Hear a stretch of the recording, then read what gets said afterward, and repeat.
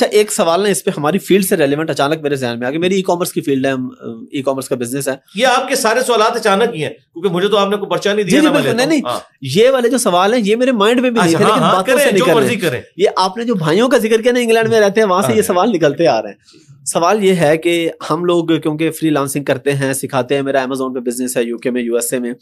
اپ work اور فائیور 2 بڑی web sites ہیں جہاں پہ لوگ سروسز بیچتے اور خریدتے ہیں. وہ ہیں یہودیوں کی, اسرائیل کی کمپنی ہے فائیور. اب اس پہ کئی لوگ جو ہیں, اور یہ کئی لوگ, علماء کی میں بات نہیں کر رہا, لوگ بلا وجہ جی یہ یہاں پہ کام کرنا حرام ہے. تو غیر مسلم کے پاس جاب کرنا یا غیر مسلم کی بنائی ہوئی ایپ پہ کام کرنا یہ حلال ہے یا حرام ہے؟ حرام کہاں سے ہو گیا میرے بھائی؟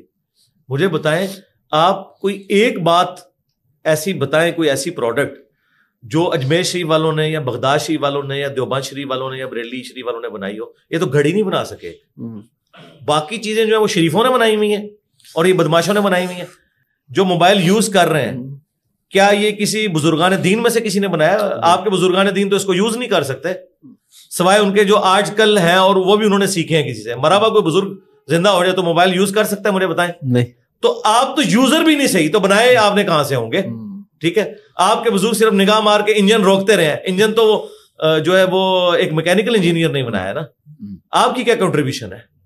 تو یہ بات چھوڑ دیں, جذباتی باتیں ہیں, اس سے کوئی فرق نہیں پڑتا. کاروبار ہے, نبی الاسلام نے یہودیوں سے لین دین بھی کیا. بخاری مسلم میں حدیث ہے آپ کی وفات اس حالت میں ہوئی ہے کہ آپ کی زیرہ گروی رکھی تھی یہودی کے پاس اناج کے بس.